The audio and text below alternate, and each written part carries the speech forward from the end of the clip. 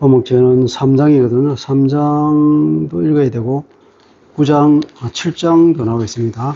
3장 1절부터 같이 교독하시겠습니다.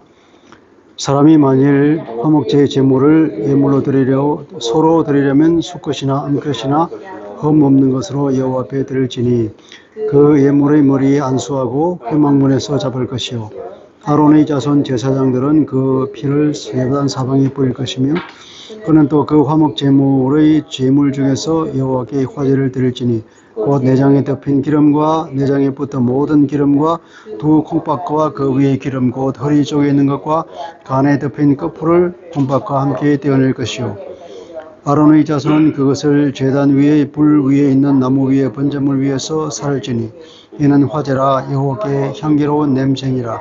만일 여호와께 예물로 드리는 화목제의 제물이 양이면 수컷이나 암컷이나 흠없는 것으로 드릴지며 만일 그 예물로 드리는 것이 어린 양이면 그것을 여호와 앞으로 끌어다가 그 예물의 머리에 안수하고 잡을 것이요 아론의 자손은 그 피를 제단 사방에 뿌릴 것이며 그는 그 화목제의 제물 중에서 여호와께 화제를 드릴지니 그 기름 곧 미골에 뺀 기름진 꼬리와 내장에 덮인 기름과 내장에 뻗은 모든 기름과 두 콩밥과 그 위의 기름 곧 허리 쪽에 있는 것과 간에 덮인 끝풀을 콩밥과 함께 떼어낼 것이요 제사장은 그것을 제단 위에서 불사를 지니 이는 화제로 여호와께 드리는 음식이니라.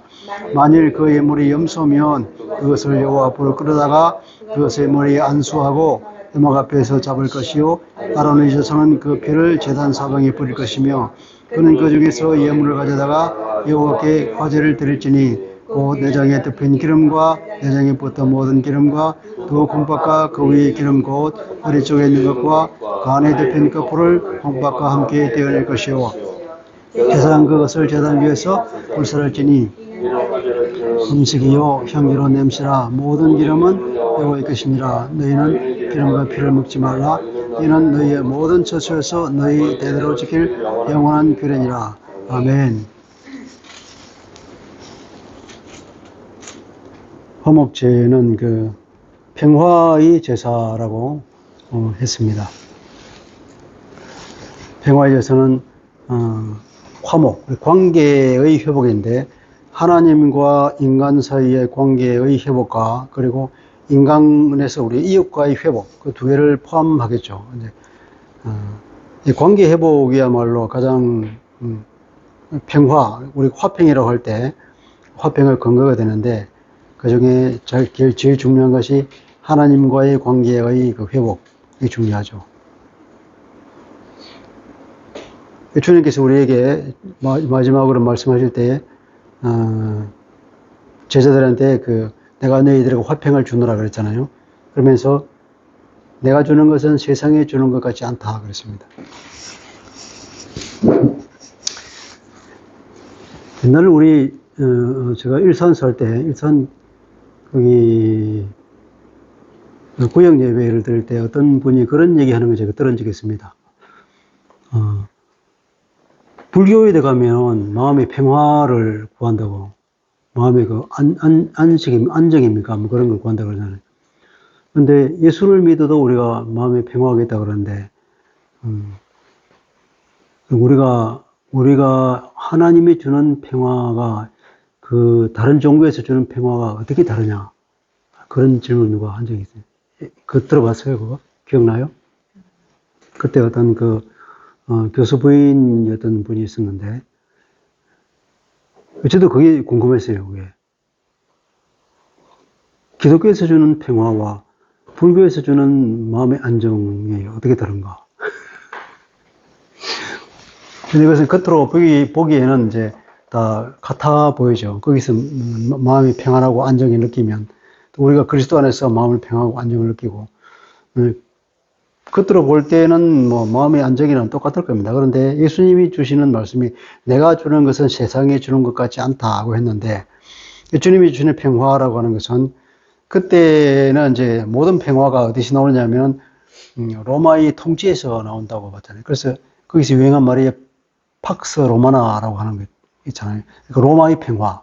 그 로마의 평화는 점령해서 폭동이 일어나지 못하게 막아서 뭐 어떤 전쟁이나 소란이나 이런 무질서가 없이 완전히 로마의 군대에 굴복해서 거기서 얻어지는 평화, 그것을 팩스 로마나고 우리는 평화를 준다. 맞는 말이기도 하죠. 전쟁이 일어나지 않고 무질서가 없으니까. 그런데 이제 그 로마에 충성해야 되고 로마에 한순간이라도 복종하지 않으면 바로 칼이 들어오는 그런 이제 무시무시한 평화죠. 근데 주님께서 말씀하시기를 내가 주는 평화는 그런 평화가 아니고 하나님과 우리 사이의 관계가 회복된 가운데서 하나님과 우리가 아무 거리낌 없이 누리는 그 자유함이다 하는 그 얘기죠. 그러니까 다른 종교에서 자기의 마음의 안식을 얻는 평화를 얻는 것은 그건 어떻게 보면 가짜고 일시적인 것이고 내가 만들어내는 평화이기 때문에 그것은 지속성을 담보할 수가 없는 거죠. 이것은 하나님이 주시는 평화이기 때문에 근본적인 것이고 아주 본질적인 것이고 이건 아무도 빼앗을 수가 없는 거라는 거죠. 여기서 이제 차이가 있죠. 근데 화목제는 이제 그런 하나님과 우리의 관계 회복, 나아가서는 그 관계 회복이 이웃에까지도 이렇게 흘러나가는 그것을 우리에게 가르치고 있는 것이고, 그것을 추구하라고 주신 제사 중 하나 같아요. 번제, 소제, 화목제 여기까지 다 자기가 원해서 드리는 거거든요. 자기가 원하지 않으면 드릴 필요가 없는 건데, 뒤에 보는 이제 속죄제나 속건제는 다 자기의 허물이 있을 경우에 그 허물을, 그 죄를 반드시 없애야 되기 때문에 반드시 들어야 되는 제사죠. 그런 점에서 이제 이 세 개의 제사는 자기 선택에 의해서 드리는 거고, 뒤에 나오는 두 제사는 반드시 드려야 하는 필수 제사. 그런 점에서 차이가 있습니다. 보면 여기서는 화목제로 드리는 제물은 수컷이나 암컷이나 관계없이 드려야 된다는 게 눈에 띄죠. 차이가. 여기서는 암컷도 제물로 드릴 수가 있다. 이제 관계 회복이니까 이것은 우리의 죄에 관계된 문제가 아니라서 그런지 이제 아무거나 드려도 된다고 이렇게 말씀하고 있습니다. 보면은 이제 단 흠이 없는 것으로, 암것이나 흠 없는 것으로 여호와 앞에 드릴지니, 그리고 안수하는 것도 똑같죠. 안수를 하는 것은, 여기서의 안수는 그냥 살짝 손을 얹는 것이 아니라 누르는 거죠. 손을 그 제물의 머리에 갖다 누르는 것입니다. 눌러서 그 표시는 제물과 나를 어떻게 한다고요? 동일시. 그러니까 하나님께 드리는 이 제물이 주님, 내가 주님께 들어가서 죽을 수는 없으니 내 대신 이 제물을 죽여서 드립니다. 그래서 이게 접니다. 그렇게 하는 거예요. 그러니까 내가 드려지는 거예요. 내가 불태워지고 내가 그렇게 되는 거예요. 나 자신을 하나님께 드리는 거예요. 그러니까 제사라고 하는 가장 기본적 개념이 하나님과 그 다음에 레위인과 이스라엘 사람들, 하나님과 그 중보자와 모든 인간들, 요 사이. 그 사이에 중보 역할을 하는 거거든요. 하나님은 거룩하고 죄가 없기 때문에 죄가 있고 세속적인 것이 하나님께 가까이 다가갈 수가 없단 말이죠. 하나님의 속성상 죄는 다가갈 수가 없죠. 그죠? 하나님이 공의의 하나님이기 때문에 그 죄는 반드시 심판을 받아야 되고, 그 죄를 지은 사람을 하나님의 불쌍히 여기긴 하지만 그 죄는 가까이 갈 수가 없는 거예요. 그래서 반드시 죄는 하나님의 심판을 받게 되는 거기 때문에 그런 이 죄 없이 혹은 죄를 사해주고 하나님께 다가갈 수 있는 어떤 그 중간 장치, 이것이 레위인이 하는 역할이고, 지금 그것은 우리가 이제 누가 역할을 하는 거죠? 그리스도인이, 예수 믿는 우리가 이제 세상 사람들에 대해서 이제 중간 역할을 하는 거예요. 우리 예수 믿는 사람들이 세상 사람들을 끄집어다가 예수께로 오게 이끌어주는 역할을 하는 사람이 이제 그러죠. 그래서 그 레위인이 하나님께서 말씀하시기를 출애굽기에서 이스라엘 사람들에게 언약을 맺어주면서 자기의 선민으로 삼으면서 얘기가 너희들이 나에 대해서 이런 역할을 하는 존재다 그랬죠. 출애굽기 19장 5절 6절을 보면 너희들이 내 말씀을 잘 지키면 너희들은 세상에 대해서 나의 보물이 된다. 내 백성이 되는 거예요. 그러니까 너는 나의 백성이고 나는 너희 하나님이다. 하나님 그 얘기가 그 얘기예요. 그러니까 너희는 거룩한 백성이고 너는 제사장 나라다. 제사. 그러니까 제사장이라고 하는 것이 항상 그 죄를 없애서 하나님께 가까이 다가가게 해주는 문을 열어주는 역할, 문지기. 그 역할이 제사장이기 때문에 이스라엘 사람들이 하나님 앞에 제사장 역할을 했는데 이제는 누가 이스라엘 사람이죠? 누가 이스라엘 사람이? 예수 믿는 사람들. 그러니까 갈라디아서도 보면은 누가 아브라함의 복을 누렸잖아. 아브라함의 후손이 결국 이스라엘 사람으로 하나님 앞에 그런 계약을 맺고 제사장 나라가 되었는데 그것은 아브라함의 복을 이제 받는 통로가 되지만 그 이후에 이스라엘 사람들이 실패하고 나서 하나님께서 유일한 이스라엘 사람이 참 이스라엘 사람인 예수가 이스라엘 사람이잖아요. 유대인으로 태어났으니까 유일한 이스라엘 사람을 통하여서 하나님께서 원래 이스라엘 사람에게 약속한 것을 예수 그리스도를 통하여서 성취를 시켜 줬어요. 구원을 문을 열었단 말이에요. 그런데 이제 누가 그리스도이냐? 예수 안에 있는 사람들이 참 이스라엘 사람이 되고 과거에 육체적으로 이스라엘 사람이었던 사람은 이제 개념이 없어진 거예요. 하나님 안에서는 이제 그리스도를 통하여서 옛날 육체로서의 이스라엘 사람들은 이제 영적인 이스라엘 사람으로 바뀌고 그 이스라엘 사람들은 누구냐? 이방인이든 유대인이든 그리스도를 믿을 때만이 이 복에 참여하는 사람이 된다 하는 거예요. 이제 그런 개념으로 이제 바뀌어 버렸거든요. 이 갈라디아에서 하는 얘기가 그거예요. 어쨌든 이게 이 화목이라는 것은 그래서 이 화목을 이루기 위해서는 이제 죄가 있으면 안 되잖아요. 반드시 죄를 처리를 해야 된단 말이죠. 그래서 화목제를 드릴 때에도 보면 이게 흠이 없는 것으로 드리라 그러고 또 이 피를 뿌리는 절차가 있잖아요. 하나님께 나갈 때는 이런 죄를 없이 하는 이런 절차를 요구하죠. 여기서 유일한 예배가 되는 것이 소제. 피 없이 드리는 제사가 소제. 소제는 그래서 그걸, 죄를 없앤다기보다는 그리스도를 상징하는 거라고 우리 얘기하고 있죠. 하얀, 부드럽게. 하나님 앞에 겸손. 하나님 앞에 완전히 내가 부서지고, 그것은 그리스도를 상징한다고, 그리스도 겸손을 얘기한다고 합니다. 지난번에 얘기했듯이.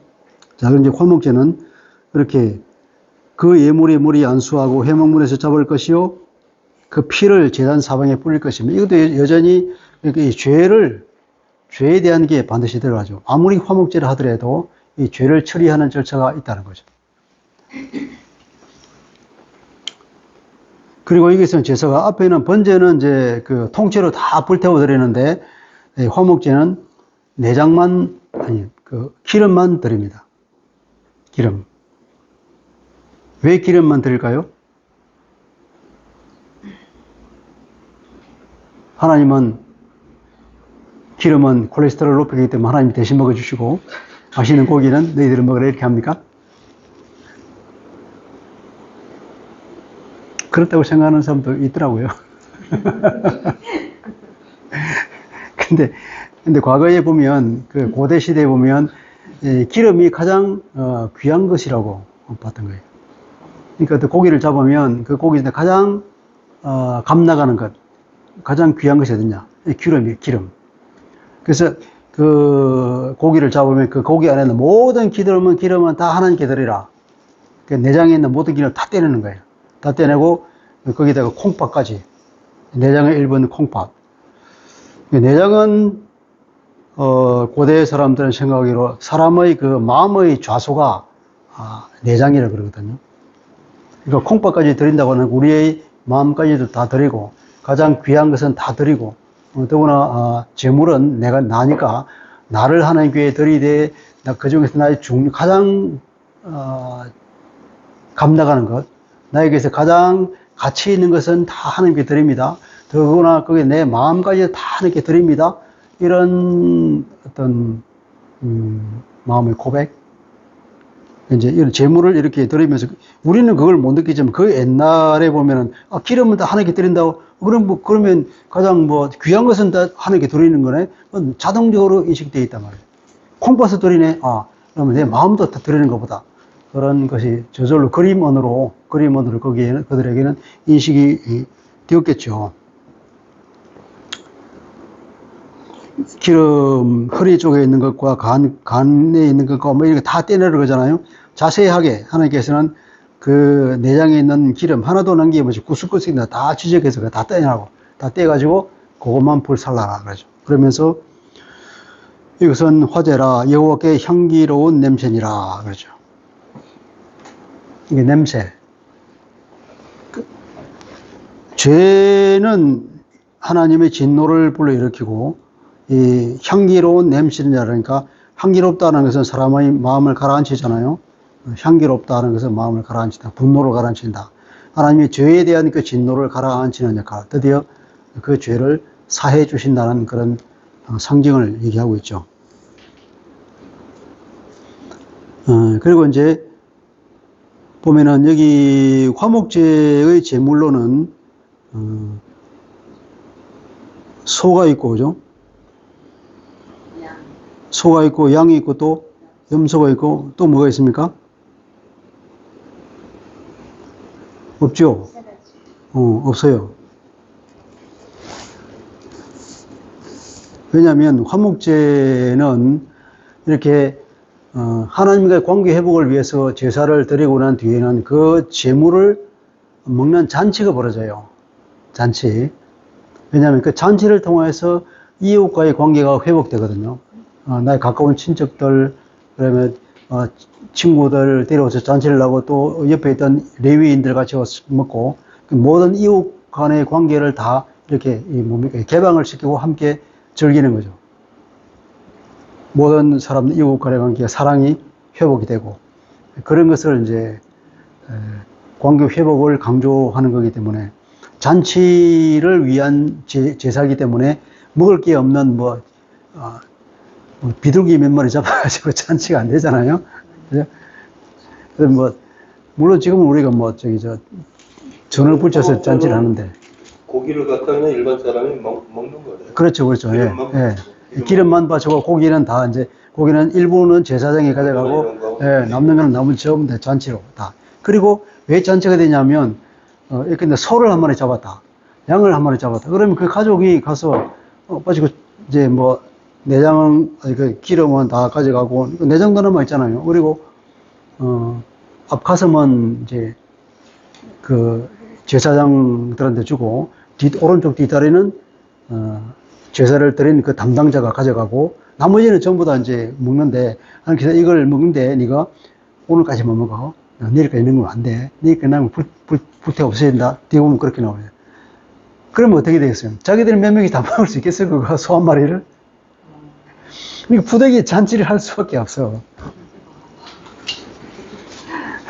그러니까 하나님께서는 다 이렇게 다 모여서 잔치를 하라 이 말이야.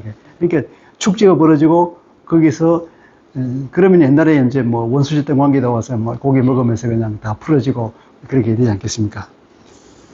이게 관계 회복과 잔치, 그걸 우리에게 가르쳐주고 있는 것 같습니다. 자, 여기서 보면 6절에 만일 여호와께 드리는 예물로 드리는 화목제의 제물이 양이면 냈죠. 이게 번역이 이제 양이면, 그리고 뒤에 보면은 이제 염소 12절에는 만일 그 예물이 염소면 나오잖아요. 이스라엘 사람들 쓰는 단어가 가축을 뜻할 때 두 단어가 있어요. 소떼를 말할 때 쓰는 단어와 그다음에 이런 그 양이나 염소가 작은 동물들이 떼를 이룰 때, 걔들은 목축을 하니까 떼를 이루잖아요. 떼를. 아마 그 사람 닭은 안 키운 것 같아. 왜냐하면 비둘기가 나오기 때문에. 비둘기는 키워도 닭은 안 키울 것 같아. 그러니까 이제 이 돼지는 안 키우고, 대표적으로 이제 소떼와 양떼. 그 양떼는 이제 염소까지 포함되어 있다는 거죠. 그 소떼를 바카르라 그러고, 양이나 염소떼를 초온이라 그래요. 초온. 여기서 6절에서 말하는 이게 양이면 하는 것이 초원이면 이 말이에요. 앞에는 박하르면, 그럼 그 소밖에 없으니까, 소는 흠없는 소로 들으면 암소든 수소든. 6절에 보면은 이것이 초원이면, 그 초원은 뭐냐, 안에 양과 염소가 있단 말이죠. 초원이면, 수것이든 암것이든 흠 없는 것으로 드리면 된다. 그리고 항상 여호와 앞으로 끌고 가서 모든 제사는 여호와 앞에서 드려야 되죠. 여호와 앞에서 하나님께서 보시는 가운데에. 그리고 이들 머리 안수하고 현막에서 잡고 피를 뿌리고 기름을 떼어내서 불타서 향기로 드린다. 그리고 12절에는 만일 그의 머리가 염소면, 앞에 초원 중에서 앞에는 양을 설명했고 이제 12절에는 염소를 설명합니다. 한 겁니다. 똑같아요. 소든 양이든 염소든. 근데 유일하게 딱 한 가지 차이가 있는 게 있어. 잘 찾아보세요. 소와 양과 염소 중에서 이 세 중에서 하나 좀 독특한 게 있어.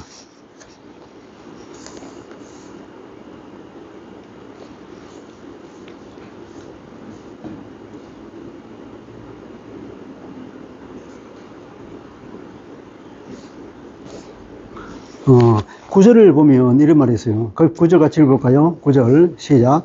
그는 그 화목제의 제물 중에서 여호와께 화제를 드릴지니 그 기름 곧 미골에서 뺀 기름진 꼬리와 내장에 덮인 기름과 내장에 뻗은 모든 기름과 두 콩팥 위의 기름 허리 쪽에 있는 것과 간에 덮인 끝풀을 콩팥과 함께 떼어낼 것이요.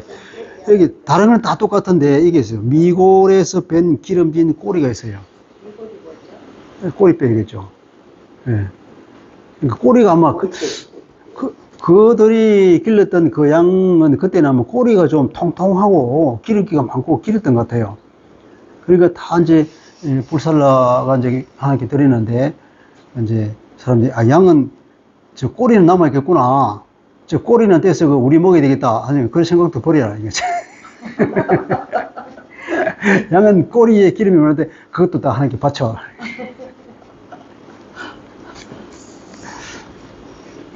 하나님께 철저하시죠. 네. 이거는 꼬리는 아예 살까지 받친 거네요. 네, 꼬리에 기름을 먹기 때문에 미골에서 뺀 기름진 꼬리를 그러잖아요. 기름진 꼬리. 꼬리가 통통하게 그 속에는 기름이 많은가 봐요. 꼬리탕 먹잖아요. 그때도 다 알고 계셨군요. 꼬리탕이 맛있다. 그 소는 꼬리탕이 없잖아요. 그거 뭐지? 아, 그러네요. 네, 없어요. 양만. 꼬리는 꼬리를 곰을 끓여서 꼬리곰탕이지 뭘. 그거 아마 꼬리 빼 있는 거는 양하고 염소는 뭐 거의 뭐 안 달려 있잖아요. 그런데 그 양은 있는 거 보니까 여기 있는 것 같아요. 이 양은 염소는 없잖아요. 염소는 꼬리를 떼란 말이 없는데 양은 있어요. 미골에 있는 꼬리는, 그런 꼬리가 아니고 기름진 꼬리를 그랬잖아요. 그러니까 양은, 우리는 그 목축을 안 해봐서 모르는데, 그런 것 같아요. 근데 일단 닭이 있잖아요, 닭. 닭은 꼬리에 기름이 많죠. 그 기름샘이 있잖아요, 닭은. 사마리아인들이 6월절에 많은 거 보러 들려가서 껍질을 벗기고 가루에 뜨고 내장 꺼내 딱 보는데 예. 꼬리는 못 봤네. 17절에 보면 너희는 기름과 피는 먹지 말라. 대대로 지킬 영원한 규례. 기름은 하나님 거기 때문에 여기서 기름을 먹지 말라는 것은 제물로 드리는 고기일 경우에는 기름은 다 하나님께 속하기 때문에 기름을 먹지 말라고 선언하는 거고, 피는 죄를 속하는 거기 때문에 피가 생명이 있다. 그래서 그걸 먹지 말라고 하죠. 이때 기름은 여기 이제 제물로 드릴 때의 그 기름을 말합니다.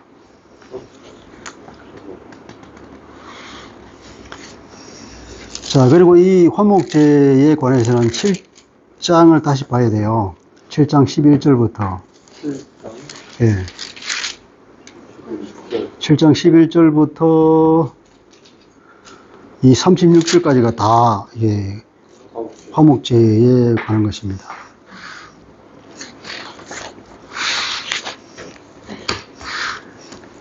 시간이 걸리지만 같이 읽어봅시다. 11절부터 시작. 여호와께 드릴 화목제물의 규례는 이러하니라.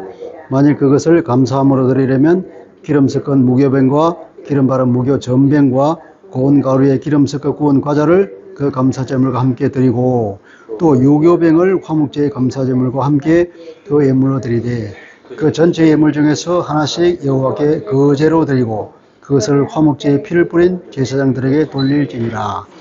감사함으로 드리는 화목제물의 고기는 드리는 그날에 먹을 것이요 조금이라도 이튿날 아침까지 두지 말 것이니라.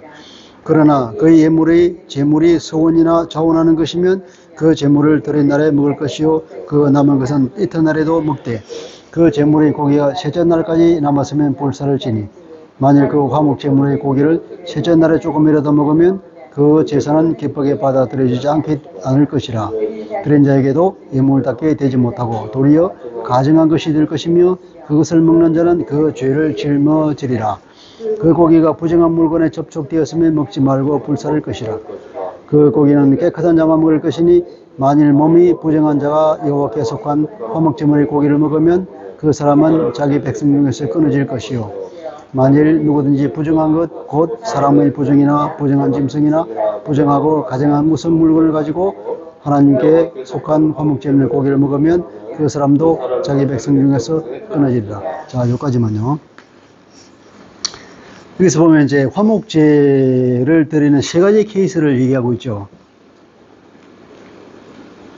12절에 보면 감사함으로, 그죠? 드릴 때에. 16절에 보면은 또 서원이나 자원하는 것.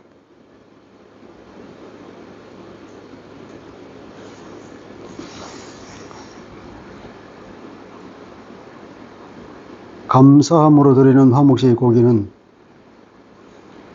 감사와 서원이나 또 낙헌제라고 있었죠. 낙헌제. 그냥 자원하게 드리는 겁니다. 자원하게 드리는 거. 세 가지 케이스가 있는데 우리는 지금 감사 예물, 감사 헌금을 드린다고 할 경우에는 이제 세 가지 케이스 이것도 감사도 그냥 하나님께서 우리를 환난에서 구원해 주신 것에 감사해서 어떤 특별한 감사 제목이 있을 경우에 그 감사를 하나님께 고백하고 감사제를 드리는 경우가 있고, 예컨대 뭐 시편 56편 12절 13절을 보면은 다윗이 가드에서 블레셋에게 잡혀 있을 때에 이제 그런 기도를 한 적이 있죠. 거기서 제사를 지낸다고 하는 한번 볼까요? 시편 56편.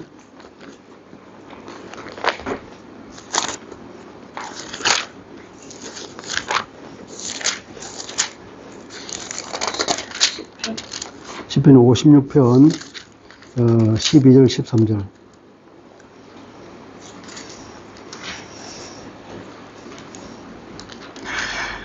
같이 읽어봅시다. 시작.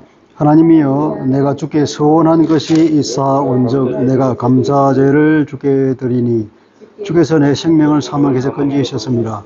주께서 나라와 하여금 하나님 앞 생명의 빛에 다니게 하시려고 실족하지 아니하게 하지 아니하셨나이까. 위험에서 건져주신 하나님께 자기가 소원을 했는데 건져주셨다. 그때 내가 감사제를 주께 드리겠다 하겠죠.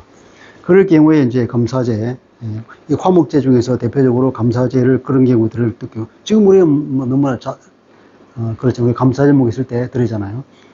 그리고 또 보면 이제 반드시 그런 감사가 아니더라도 그러니까 관계 회복이 필요한 경우에 하는 게 뭔가 지금 막혀 있는 것 같다. 그래서 그 관계를 뚫어야 되게 되는 그런 필요성이 느낄 때는 그걸 감사제로 드렸단 말이에요. 번제와 감사제를 보통 동시에 드렸는데, 사사기 20장 26절에도 그런 게 있습니다. 이건 시간이 걸리는 거 찾아보지 말고. 사사기 20장에 보면은 왜, 베냐민 지파가 없어질 위기에 처한 적이 있었죠. 내전이 일어나가지고. 베냐민 지파와 싸웠는데, 그 11지파가 다 모여서 베냐민 지파 하나를 대적했는데, 처음에 전투해가지고 대패했어요. 어떻게, 그때 뭐, 몇만 명이 죽었단 말이에요. 그래서 자기 울고 들어와서 있다가 또 전열을 정비해서 또 올라갔어요. 하나님께 올라갈까? 이러고 가라 그래요. 갔는데 또 쳤어. 그 다음에 18,000명인가 이렇게 죽었어. 총 합해서 거기 한 4만 명이 죽었는데, 자기들이 이제 그러고 나서 이제, 밤새도록 금식하고 기도하면서 그때 자기들이 생각했죠. 하나님과의 관계가 뭔가 막혔다. 그 생각해서 그것을 뚫기 위해서 번제와 화목제를 드렸다. 그러니까 그때 드린 화목제는 무엇 때문에 드렸냐? 감사 때문에 드리는 것도 아니고, 어떤 소원으로서 드리는 것도 아니고, 그것은 그냥, 뭡니까? 그때 자기들이 왜 화목제, 번제와 화목제를 드렸다. 그러니까 이 화목제라고 하는 것이 반드시 어떤 그 감사 때문에 드리는 것이 아니라, 화목제는 관계의 회복을 말하는 것이다. 그 하나님과의 관계를 회복하기를 원한다는 그런 심령으로 드린 것이 아닌가, 그렇게 보는 거죠. 그 하나님의 그 도움을 또 강구하는 의미도 있겠죠. 우리를 꼭 도와주십시오. 베냐민을 징계해야 됩니다. 그런 의미에서. 그리고 사무엘하에 보면은 다윗이 마지막에 인구조사를 해서 하나님 앞에 교만성을 드러내면서 징계받은 적 있잖아요. 그때 선지자가 와서 이제 그 하나님의 징계 거의 끝날 무렵에 다윗에게 아라우나 타작마당에서 제사를 지내라 이렇게 말한 적이 있잖아요. 그때 다윗이 번제와 화목제를 드렸습니다. 이때는 다윗이 분명히 잘못한 것이 밝혀 드러났잖아요. 자기의 죄를, 잘못에 대한 그 회개가 이제 들어있겠죠. 여기서는. 이때의 화목제는 회개의 제사라고 볼 수도 있겠죠. 그래서 어쨌든 사사기에서나 사무엘하에서 번제와 화목제를 동시에 드린 것은 다 하나님과의 관계의 회복을 위한 제사였다고 볼 수 있죠. 그러니까 화목제는 그동안에 우리가 하나님께 내가 좀 덜 신실했던 것을 다시 마음을 다잡고 번제를 드렸다는 것은 내가 하나님께 전적으로 헌신하겠다는 그 표시도 하고, 그리고 화목제를 드림으로써 하나님과 관계 회복을 희망했던 그런 걸 볼 수 있겠습니다. 그러니까 감사제는 이제 세 가지 케이스겠죠. 진정으로 내가 그냥 특별한 감사 제목이 생겼다 하는 화목제를 드리고, 그렇지 않다 하더라도 하나님과의 관계 회복이 필요하다 생각할 때는 이렇게 화목제를 드렸죠. 두 번째로는 이제 서원제라고 하는 게 있습니다.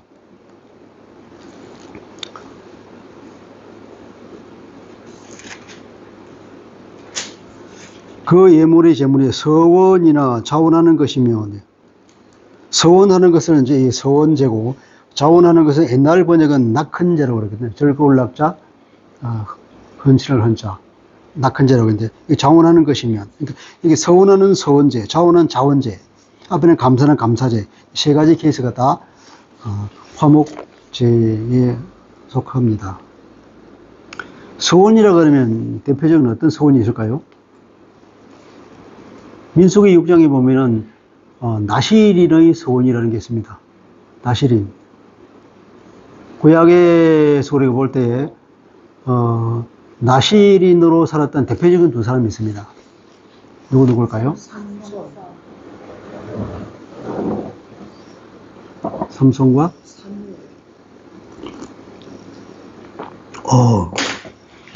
맞습니다. 왜 이렇게 똑똑하지? 한나잖아요. 한나니까 당연히 맞추셔야지.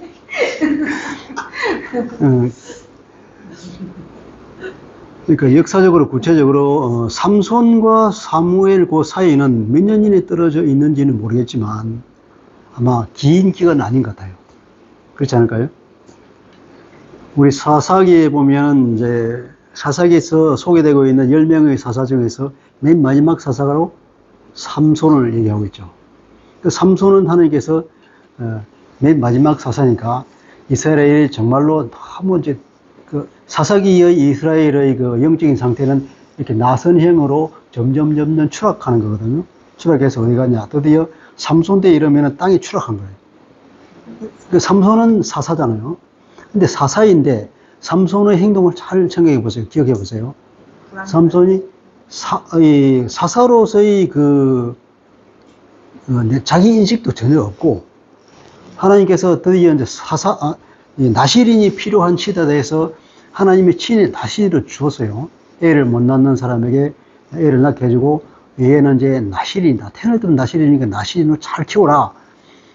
그러면 이 나실인이 어떤 사람인지를 생각해 보고, 아니, 모르면 물어서 봐서라도 이 얘를 잘 교육해서 정말 우리가, 하나님 앞에서 추락할 때를 추락한 우리 영적인 상태로 부흥시킬 그런 사람으로 어렸을 때 교육을 시켜야 되는데 그 부모가 그걸 몰랐다는 거예요. 그 사회 전체가 그러니까 하나님 말씀에 캄캄해지고 다 나락으로 떨어진 그 시대에 부모도 얘기를 들었지만 나실인의 교육을 못 시키고, 더구나 그러니까 삼손이 나실인이나 나쳐도 모르게 살은 거죠. 힘이 성령이 갑자기 임해가 갑자기 힘이 좋았어. 힘이 세졌어. 근데 이는 이제 이 삼손은 이제 힘을 가지고 이제 하나님 일을 이제 할 수, 사람 뭐 여러 가지 달란트가 있지만 삼손에게는 힘이 이제 하나님의 은혜죠. 달란트죠. 그죠? 그런데 뭐 주변에 있는 블레셋한테 가서 놀러 다니고 거기 있는 처녀를 좋아해서 짝사랑하고 집에 가서 결혼해달라고 쪼르고, 그리고 그 나실인들은 이 죽음에 손을 대면 안 되거든요. 그러면 부정타기 때문에 절대로 죽음에 손대면 안 되고, 그랬는데 뭐 사자를 죽여서 찢어서 죽이고, 또 그 다음날 오니까 뒤에 다음에 내려보니 거기 벌들이 거기서 이 새끼를 쳐가지고 막 꿀이 있는데 그걸 막 떠다가 막 먹고, 자기가 죽이 또 사체가 될 뻔해 가서 또 그 사체를 만지고, 그때가 자기 뭐 부모한테 주고, 그럼 뭐 그 저기 또 나중에는 그 여자 말고 다른 여자도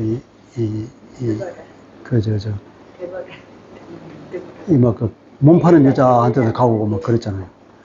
그런 걸 보면 참, 그 이후에 이제 사무엘이 나오잖아요, 사무엘. 근데 이 사무엘을 낳은 한나는 애가 없어서 기도하다가 이제 그렇게 성령이 임했겠죠, 아마. 그래서 내가 애를 낳으면은, 하나님께 드리겠다고 그런 서원을 하지 않습니까? 하나님이 친히 나실인을 주었을 때는 사람이 그거 좋은 것을 모르고 그냥 함부로 그냥 하나님 은혜를 흘려보냈지만, 그 꼭 필요한 시기가 왔을 때 어떤 사람을 통하여서 자기 입으로 고백해서 나실인으로 드리겠다는 고백을 하고, 그렇게 해서 키운 이 아이는 정말 나실인으로 훌륭하게 잘 살아서 이스라엘의 그 왕조의 기틀을 살리고 다시 그 말씀의 회복을 일으킨 그런 사람이 됐지 않습니까? 그런 의미에서 이제 보면 항상 두 나실인, 삼손과 사무엘을 대조해서 볼 수 있어요. 하나님께서 그렇게 대조해서 보도록 그렇게 성경에 기록해 놓은 줄로 믿습니다, 저는.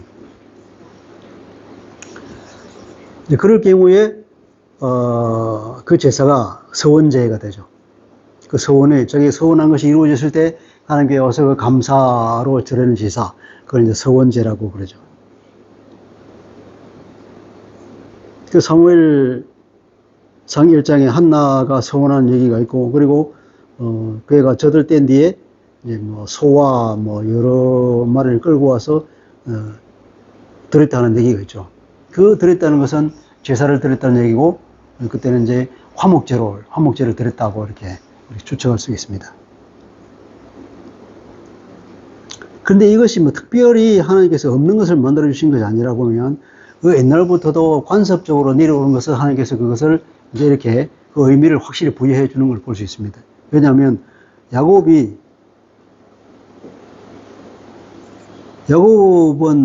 이런 모세 이전의 사람이잖아요. 근데 야곱이 자기가 형 에서를 피해서 이제 자기 외삼촌 집으로 도망갈 때에 그 광야에서 천사가 오르락내리락 하는 걸 보고 자기가 이게 하나님 집이라는 걸 놀랐잖아요. 그래서 돌 기둥을 씌우고 기름을 붓고 서원한 적이 있죠. 내가 하나님께 나를 온전히 돌아오게 하시면 뭐 내가 어떻게 하겠다. 11조로 드린다. 이런 얘기 했잖아요. 그게 이제 베델의 서원인데, 이게 창세기 28장에 나온 얘기. 그리고 야곱이 이제 다시 돌아오는 얘기가 35장에 나와 있는데, 그때 제사를 드렸다고 합니다. 그럼 그 제사는 이제 서원제의 감사제라고. 내가 옛날에 서원을 했는데, 하나님께서 다 들어주셨으니까 하나님께 감사합니다 하고 제사를 드린 걸로 볼 수 있죠.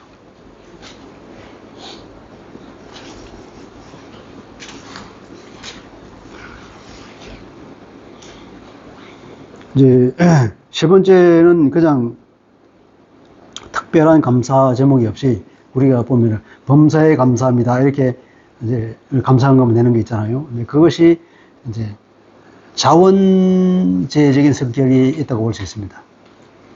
그냥 특별한 제목이 없이 그냥 하나님 감사합니다 하면서 드리는 제사, 그것이 자원제입니다. 자원제. 옛날 번역으로 낙헌제라고 번역했거든요. 그래서 내가 즐거워서, 내가 기뻐서 하나님께 드립니다 하는 거죠. 감사와 기쁨을 표현하는 제사인데, 시편 54편에 보면 이제 다윗이 사울에게 쫓기던 때에 쓴 시가 있습니다. 이때도 이제 그 자원에서 드리는 제사가 표현되어 있습니다. 그런데 이 자원제는 특별히 흠이 있는 것도 가능했다 하는 거예요.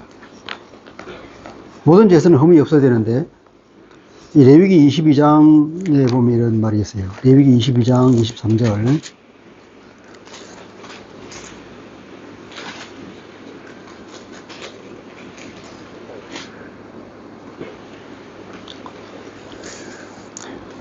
(23장) 한 읽어볼까요? 레위기 22장 23절. 다 찾았습니까? 시작. 소나 양의 지체가 더하거나 덜하거나 한 것은 너희가 자원제물로는 서려니와 서원제물로 드리면 기쁘게 받으시면 되지 못하리라. 그러니까 자원제물로는 서려니와, 자원제물로는 쓸 수 있지만 서원제물로는 안 된다. 이제 화목제로 드릴 때에 화목제가 세 가지 케이스가 있는데, 이런 자원제에서는 이제 흠이 있는 것도 괜찮다. 그만큼 그냥 감사해서 드립니다. 이때는 아무거나 드리라는 거죠. 특별히 구별된 게 없더라도.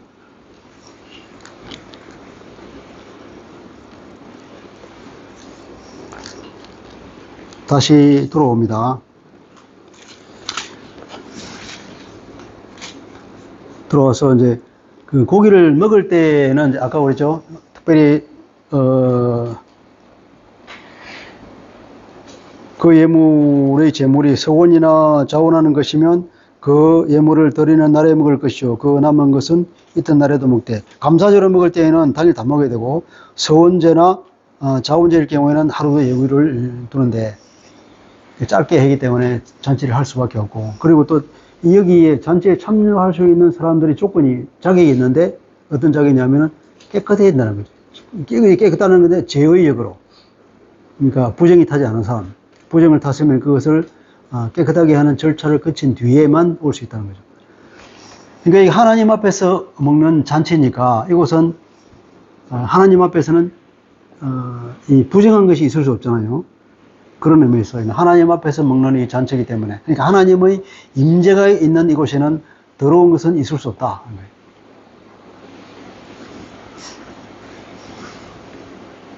지금으로 치면 우리가 성령 충만을 생각할 수 있겠죠. 내 안에 하나님의 임재가 가득 차 있는 성령의 충만을 받으려면, 그럼 내 안에 죄가 있으면 안 되는 거예요. 하나님 보실 때 더러운 것이 있으면 안 된다는 거예요. 그래서 성령 충만을 받으려면 어떻게 되냐면, 먼저 죄의 회개가 있어야 되죠. 사도행전에도 보면은 너희가 회개해라, 회개하고 죄 없이 함을 받아라, 그러면 성령을 선물을 받을 것이다. 그러니까 죄를 다 처리했을 때에 성령께서 들어오신 하나님의 임재가 우리 안에 들어오고, 우리가 성령의 충만한 것을 통하여서 어떤 우리가 사역을 감당할 때에도 그렇게 하려면 항상 죄를 회개하고 죄를 처리하는 그런 절차가 있어야 되는 거죠. 그래서 여기서 이 하나님의 잔치에, 하나님 앞에서 있는 잔치는 흠이 있으면 안 된다, 참여하는 사람이.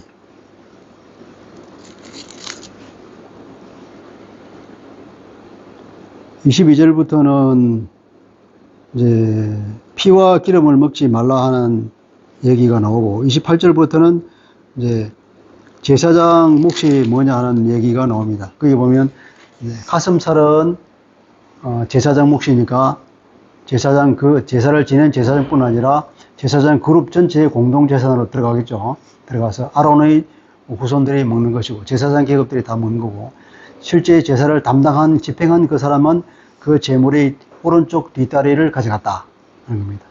여기 보면 이제 요제와 거제가 있잖아요. 가슴살은 어떻게 되는데 그렇습니까? 가슴살은 요제로 드려야죠. 이렇게 흔들어서 하나님께 올려드리고, 그리고 우선 이제 아론의 몫으로 아론의 후손목을 떼고, 그 다음에 뒷다리는 어떻게 해요? 뒷다리도 흔들어서 올립니까?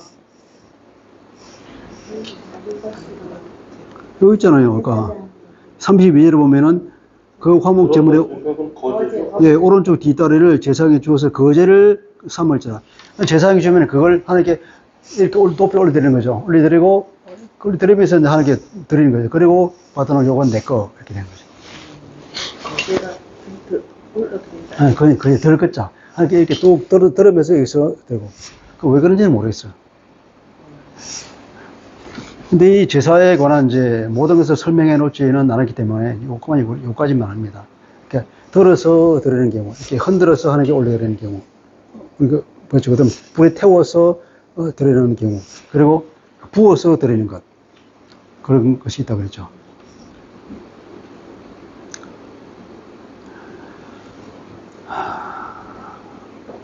그리고 맨 마지막에 35절에는 여호와의 화제물 중에서 아론에게 돌릴 것과 그 아들들에게 돌릴 것이니 그들을 세워 여호와의 제사장의 직분을 행하게 한 날 곧 그들에게 기름 부은 날에 여호와께서 명령하사 이스라엘 자손 중에서 그들에게 돌리게 하신 대로 대대로 영원히 받을 소득이다.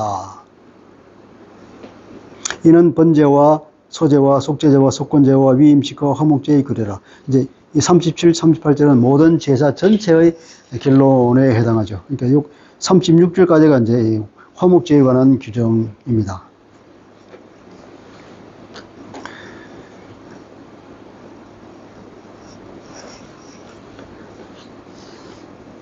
사도행전에 보면 그 서원 후에 드리는 화목제, 서원제로서의 화목제 얘기가 나오는데, 바울이 이제 3차 전도 여행을 마치고 헌금을 들고 들어왔는데, 그때 막 바울을 죽이려고 하는 사람들이 많다고, 야고보 사도가 그렇게 얘기하잖아요. 몇 사람이 하나님께 서원한 사람이 있다.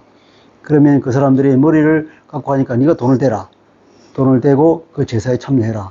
그러면 네가 하나님의 말씀을 모세율법을 지키는 줄로 알고 내가 오해를 풀 거다. 그런 권고가 있잖아요. 근데 이제 바울이 그 참여했죠. 그때 드리는 제사가 이제 서원 후에 드리는 화목제라고 볼 수 있습니다. 또 예수님 자신을 우리가 화목제물이라고 번역하잖아요. 근데 그 화목제물이라고 번역한 그 헬라어 단어는 속죄제라고 제물이라고 볼 수도 번역될 수도 있고 화목제물이라고 번역될 수도 있고 다 번역될 수 있는데 왜 우리 성경에는 굳이 화목제물이라고 번역했느냐? 예수님은 하나님과 우리 사이를 화목하게 하는 분으로 오셨다는 강조하기 위해서인 것 같아요. 단지 속죄의 제물이라고 그러면 단지 죄를 없이 하는 것만 강조하는데 화목제물은 죄가 없어지지 않고는 화목이 될 수가 없잖아요. 그러니까 죄를 없이 할 뿐 아니라 하나님과 우리 사이의 관계를 완전히 회복시켜주는 거기까지 그 한 걸음 더 나가는 그런 의미를 포함해서 화목제물이라고 번역한 것 같습니다. 그래서 그것이 어떻게 보면 더 좋은 번역이라고 볼 수 있죠. 예수님은 우리에게 화목제물이고 하나님과 우리 사이에 화목을 하게 하십니다. 그래서 로마서 5장 1절에 보면 이제 우리가 예수 그리스도를 통해서 우리가 이제 화평을 얻었다. 그래서 한번 하나님과 우리 사이의 이 화평을 누리자. 이런 내용이 나오잖아요. 그리고 11절에는 이제 이 누림의 우리가 얼마나 그것이 우리에게 자랑이 되는가. 하는 것을 선언하고 있는 걸 보게 됩니다. 또 고린도후서에 보면은 우리에게 또 이제 우리 화평하게 하는 직분을 줬다고 말이 나오죠. 그리스도 안에 있으면 새로운 피조물이 보다 이전 것은 지나가다. 이제 새로운 피조물이다. 우리는 이제 그리스도를 통해서 하나님과 화평하게 됐고 우리가 이제 그런 화평하게 하는 사람으로서 우리 기능하게 된다. 그런 미션이 우리에게 주어졌다. 바울을 통해서 말하고 있습니다. 그렇듯이 이제 이렇게 죄를 없이 하는 것을 넘어서서 이제 궁극적으로는 그 하나님의 샬롬에 들어간 그것이 우리의 목적이고 그 관계는 우선 하나님과의 관계 회복에서 샬롬을 얻고 그것이 이곳에게 퍼져나가고 그것이 이 시대에 이제 교회를 통해서 하나님께 그것을 이루죠. 이 교회는 무엇보다도 이 세상에 대해서 그런 화평하게 하는 것, 화평의 예수를 전하고 또 우리 스스로가 다 세상 사람들에게 화평으로 다가가야 되거죠. 근데 좀 안타까운 것은 지금 이 시대에 교회가 많이 욕을 먹고 있으면서 우리 화평을 깨는 역할을 하고 있잖아요. 그리고 우리 잘못된 행동을 봤을 때 세상 사람들이 욕을 먹고 있으면 이 화평이 안 된단 말이에요. 우리 여기서부터 이 화평이 세상 흘러나가야 되는데, 우리가 사탄에게 이제 상당히 찌고 있다는 증거잖아요. 오히려 하나님께서는 이 교회를 통해서 저 영계에 있는 정사와 권세들에게 하나님의 영광과 하나님의 모든 지혜가 어떤 것을 친히 보여주는 역할을 할 거라고. 그래서 이제 그 사탄을 우리는 끝났구나, 이제. 그걸 느끼게 만들어라고 하는 건데, 그래서 하나님께서 때가 되면 이 교회를, 비록 지금은 불완전하지만, 하나님 말고 완전한 주님의 신부로서 빚어서 그 영광스러운 모습으로 이제 온 세계를 통치하는 것으로 등극할 건데, 그런 우리의 자부심과 그 영광에 대한 우리 자기 인식이 좀 부족하죠. 그걸 우리가 회복해야 됩니다. 하나님의 자녀로서의 그 자부심. 우리가 교회로서의 하나님이 교회를 바라보고 있는 그 미래의 영광스러운 모습. 우리가 거기에 참여하고 있다는 교회 공동체의 멤버로서 그런 자부심을 회복하고 그걸 이루기 위해서 이제 우리가 나가야 되죠. 네. 또 이제 주의 만찬, 성찬이 어떻게 보면 화목제와 유사한 기능이 있다고 그렇게 보는 분들도 있습니다. 주님께서 보면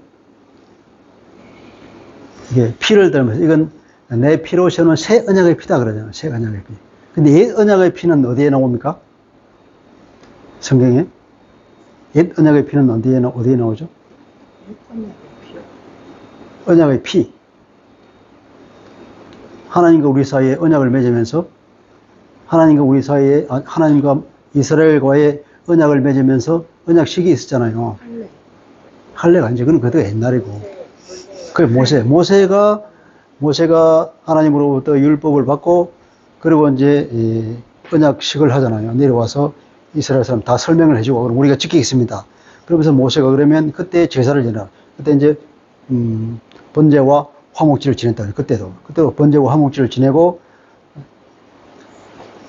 소를 잡아가지고 피를 양푼에 떠서 하나는 그쪽에다 뿌리고 하나는 어떻게 그 회중에다가 다 뿌리면서 이제 이것은 하나님께 주는 우리 언약의 피다 그러면서 모세가 뿌렸다. 언약의 피. 그때 하나님과 사이에 맺은 언약식을 하면서 뿌렸던 피. 그것이 옛날 언약의 피. 언약의 피. 예수님은 자기 피를 말하면서 이건 새 언약의 피다. 예레미야서를 통해서 에스겔을 통해서 얘기한 그 새 언약. 그 새 언약이 이제 예언이 되었던 하나님의 예언자를 통해서 약속해 줬던 그 새 언약이 예수 그리스도가 자기가 죽음으로써 자기 몸을 제물로 삼아서 하나님과의 관계에 화목을 일으키고 화목을 완전히 일으키고 나서 이 피야말로 내가 주는 새 언약의 피다. 이 새 언약의 피는 옛 언약의 피와는 달리 뭐냐? 이거는 마시는 거죠. 옛날에 이거 피는 절대 먹지 말라. 왜냐하면 죄를 속하게 있는 데 쓰는 것인데 예수님 이 피가 너희들 이미 속했다. 이제 피를 마셔라. 할렐루야.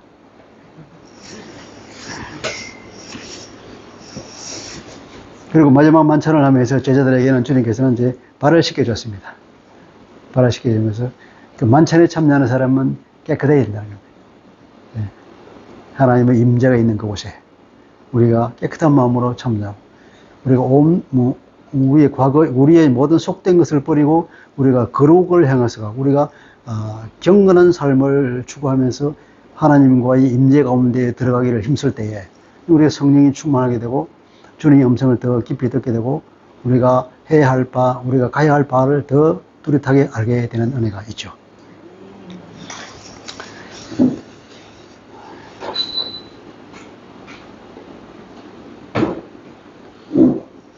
오늘 그래서 화목제까지만 하고 마치겠습니다. 기도하겠습니다. 하나님 아버지, 오늘 화목제 규정을 공부했습니다.